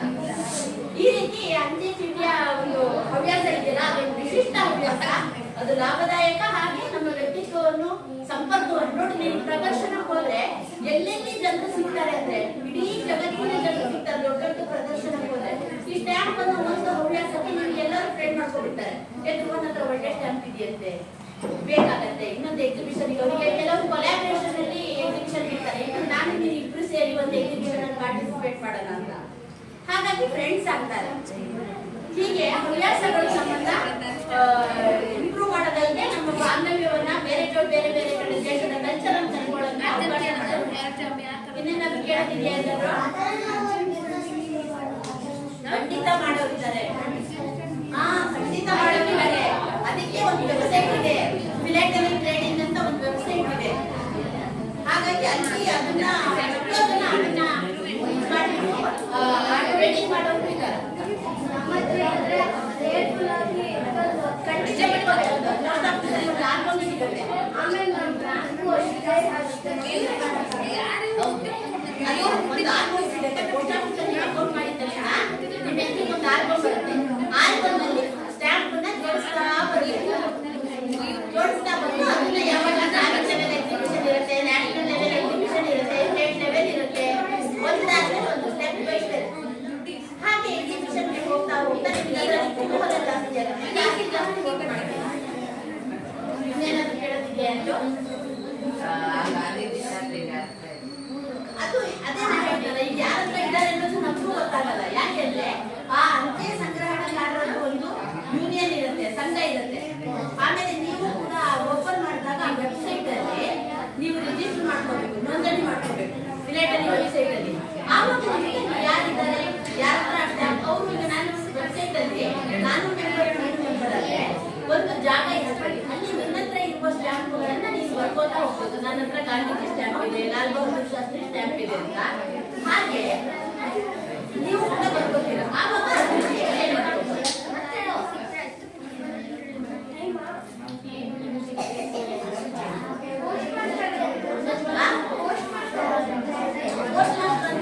ಒಂದು ಅಂಚೆ ಕಚೇರಿಯನ್ನು ನಿರ್ವಹಿಸುವವರನ್ನ ಪೋಸ್ಟ್ ಮಾಸ್ಟರ್ ಅಂತಾರೆ. ಪೋಸ್ಟ್ ಆಫೀಸಲ್ಲಿ ತುಂಬಾ ಜನ ಸಿಬ್ಬಂದಿಗಳಿರ್ತಾರೆ. ಅವರನ್ನೆಲ್ಲ ಹೆಚ್ಚಾಗಿರ್ತಾರೋ ಹಾಗೆ ನಿಮ್ಗೆ ಗುರುಗಳು ಹೋಗಿರ್ತಾರೆ ಶಿಬಿರದಲ್ಲಿ. ಒಬ್ರು ಪಾಠ ಮಾಡೋರು ಬೇರೆ ಇರ್ತಾರೆ, ಮುಖ್ಯವರು ಪಡೆಯುತ್ತಾರಲ್ವಾ, ಅದೇ ರೀತಿ ಪೋಸ್ಟ್ ಆಫೀಸ್ ಮ್ಯಾನೇಜ್ ಮಾಡೋರು ಪೋಸ್ಟ್ ಮಾಸ್ಟರ್ ಅಂತ ಹೇಳ್ತಾರೆ.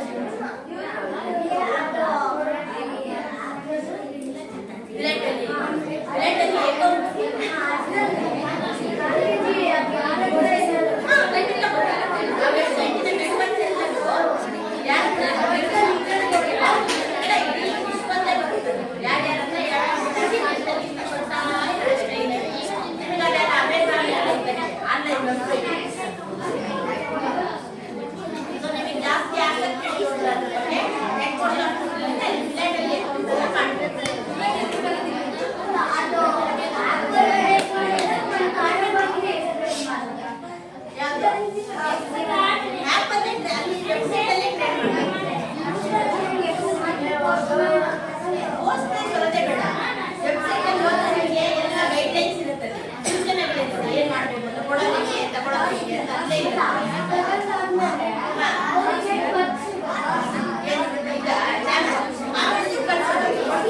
ಕಂಡೀಷನ್ ಇರುತ್ತೆ. ಅವರು ಅದರಲ್ಲೆಲ್ಲ ಮಾತಾಡ್ಕೊಂಡು ಅದು ಅಮೌಂಟ್ ಇರುತ್ತಲ್ಲ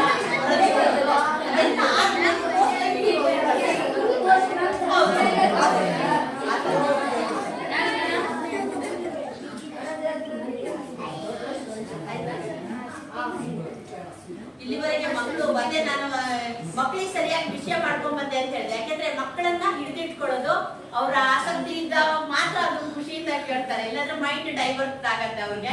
ಆಮೇಲೆ ಅಷ್ಟು ಕೇಳ್ಬೇಕು ಅಂತ ಇಟ್ಕೊಳ್ತಾರೆ. ಹಾಗಾಗಿ ನನ್ನ ಮಕ್ಕಳ ನಾಲೆಜ್ ಎಷ್ಟು ಬೇಕು ಅಷ್ಟು ವಿಷಯ ಒದಗಿಸಿದ್ದೀನಿ ಅಂತ ಅನ್ಕೊಳ್ತೀನಿ. ಹಾಗಾಗಿ ಎಲ್ಲರಿಗೂ ನನ್ನ ಧನ್ಯವಾದ ಹೇಳ್ತೀನಿ.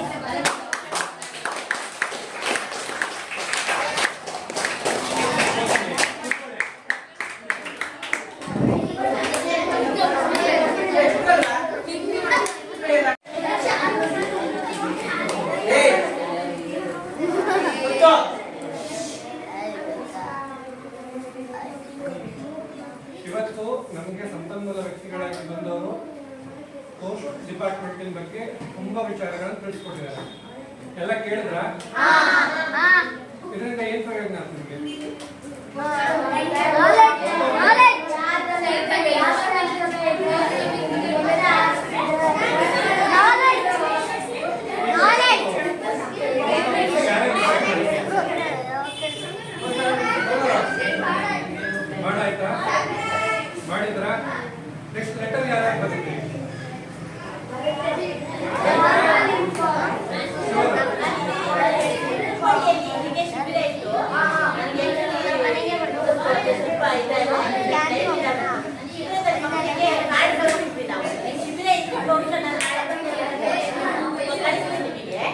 ಕಾರ್ಡ್ ಬರ್ಸಿ ಅಲ್ಲಿ ಪ್ರೈಸ್ ಒಳ್ಳೆ ಪೋಸ್ಟ್ ಆಫೀಸ್ ಬಗ್ಗೆ ಒಂದು ಚಿತ್ರ ಡ್ರಾಯಿಂಗ್ ಮಾಡಿದ್ರು. ಒಂದು 4 ಮಕ್ಕಳು ಒಳ್ಳೆ ಡ್ರಾಯಿಂಗ್ ಮಾಡಿದ್ರು. 4 ಮಕ್ಕಳು ತುಂಬಾ ಚೆನ್ನಾಗಿ ಪೋಸ್ಟ್ ಆಫೀಸ್ ಬಗ್ಗೆ ತಮ್ಮ ಕಲ್ಪನೆ ಬರ್ತಿದ್ರು. ಅವರಿಗೆ ಪ್ರೈಸ್ ಕೊಟ್ಟರು ಇಲಾಖೆಯಿಂದ.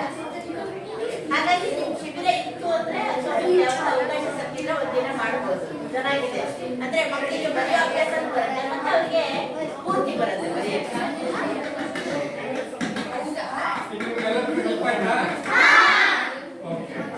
ನೆಕ್ಸ್ಟ್ ಇದ್ರ ಬಗ್ಗೆ ಏನಾದ್ರು ಡೌಟ್ ಏನಾದ್ರು ಇತ್ತಾ? ಇಲ್ಲ.